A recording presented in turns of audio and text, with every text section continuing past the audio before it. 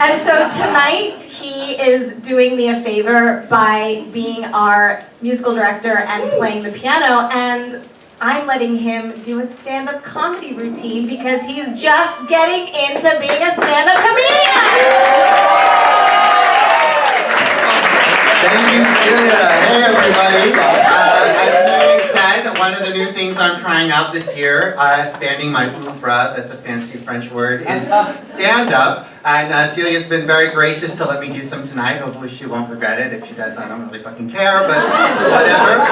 So my last stand-up act, I mentioned a member of my family in it, and everyone thought it was like the funniest act they'd ever seen. It's hyperbole, but okay. Except for the person I mentioned was very upset by it. So I didn't really mean to upset anyone in my family. So tonight I will not be making any jokes about my family in this stand-up act. And it's hard, you know, because you want stand-up to be relatable, you know? What's more relatable than family? Show of hands, has anyone here ever had a family? That's most of you, not that one back there. Oh, she's holding the camera, that's why. I got it. That's most of you. Has anyone here ever had a mom? Alright, that's less of you, but still a lot of you. So I have like 68 pages of jokes about my mom, but I'm not going to use them tonight. They're mostly about how she always calls me fat, and I just don't think I'm that fat. I mean, do I look fat? No. I mean, you can't really see how much spandex I'm wearing, but anyway, has anyone here ever had a dad? That some people. I actually don't have that many jokes about my dad. He mostly watches Netflix all day long. It's true. Does anyone here have a brother? I actually do not have a brother, but if I did, I would not joke about him, just to be safe, just for the record. But I did realize I can joke about my grandfather because he's dead. So he passed away a few years ago, and he's apparently still getting jury duty in the mail. So my mom, there's a little box, it's true, this is true. My mom checked off the box that says, I cannot attend because, and then she wrote in big capital letters, I am dead. So it seems like the only way to get out of jury duty is to die, am I right?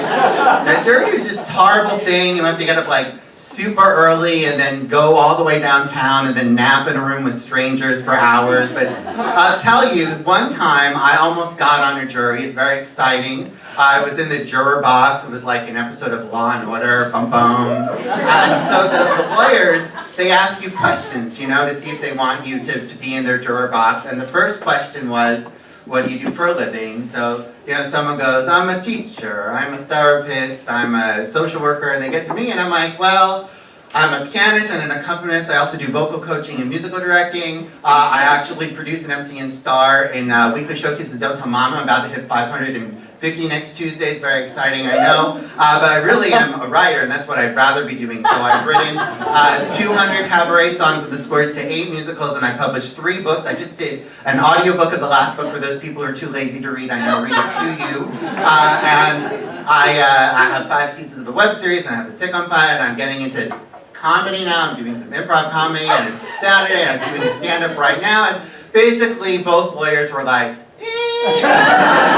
So the moral of this story is, if you want to get out of jury duty, you just have to pretend you're me. Piece of cake. But back to the topic. So I was thinking about other people I could joke about, and I asked my girlfriend, I said, you know, are you okay with me making fun of some of your quirks on stage? And she looked at me and she said, which quirks? And I was like, oh, right. Are there any single people here? Yeah. Alright, well, you guys don't know how lucky you have of being single. You can go on horrible Tinder dates and have like non-stop material for your act. And I guess the trade-off is you don't get to have sex once a week or sometimes twice, but you know, joke's cool. But, so then I thought, oh, maybe I could joke about my friends, you know, if I do it anonymously. Like, some of my friends aren't that self-aware. I could make jokes about them they won't even know. They'll laugh and be like, wow, that's so funny you have a friend like that. And I'm like, it's you, it's you. One of my friends is really pretentious, and whenever we go to any restaurant, she just, for some reason, always gets the most expensive thing on the menu. That's like what she does. So we went to the diner the other day, and she ordered the fish. I mean, you don't usually get fish at a diner. You get the burger, breakfast food, wrap maybe. But she gets the fish and she looks at it and she starts poking around with her fork and she's like, Yeah, this is kind of fishy. Thank you, Josh. Right on cue, right on cue. But just to be safe, I'm not going to show her this video. But I did come up with someone in my life who cannot get upset with me if I joke about him, and that is my cat Smee. He has to forgive me because I feed him. Smee is obsessed with food. Food is like his whole raison d'etre. I'm using French tonight for some reason, but that's another French word. French, what was I saying? So he likes to do food all day long. He wants to get the food, and he's always like singing, I want food, I want food, I want food. And it's gotten to the point where he has broken into my refrigerator on multiple occasions. And this is true. There's actually a video of it on YouTube, but I had to invest in a $5 lock. And then he broke it, and I had to invest in a $10 lock. Like, what the fuck? So expensive to have a pet. But he also gets into the cabinet where I keep his cat treats, and I come home one day, and everything in the cabinet's been knocked on the floor because I put the treats all the way in the back. And so I have my cabinet duct taped so that he can't get in. But it means if I want to make a peanut butter and jelly sandwich, like it takes me an extra minute to undo all the duct tape. This is true. And if you're like cooking or eating, he like hovers over you like a vulture trying to like swoop in, so you have to be on like constant cat alert and be like, no, no, no. But the upside is I am an incredibly messy eater. So when I drop food on the floor, he eats it right away. I don't need to use the vacuum cleaner, and I save money on my electric bill. So that's great. And other perks, Smee is a perfect pitch pussycat. He sings in the key of whatever I play, which is great for our amusing videos on Facebook Live or my web series or my sitcom or whatever. And he also, he's a published author. He has penned, or rather pawed, 2 chapters in 2 of my books. And all my friends always say that those are their favorite parts of the book. And then I'm like, what about the rest that I wrote? Like, it's okay, it's okay. He's also a really big social media star.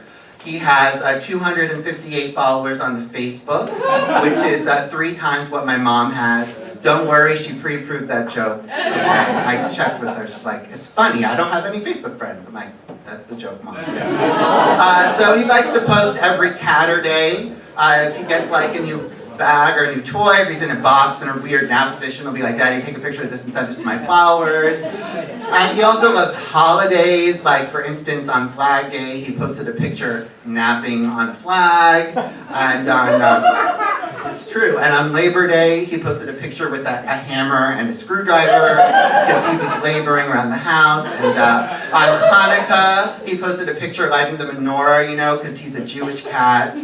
He has been circumcised. You can check if you like. He's turning 13 this year. We're going to throw him a huge cat mitzvah in December. My friend who's studying to be a rabbi is going to officiate. It's going to be amazing. And then on 4/20, he posted a picture in a pot. I think he was a little confused about that one, but it's okay. The moral of this is, of course, I can joke about Smee all I want, all day long, and he has to forgive me no matter what, and he probably won't get offended, because apparently, according to my girlfriend, she doesn't think he actually understands English. Thank you so much.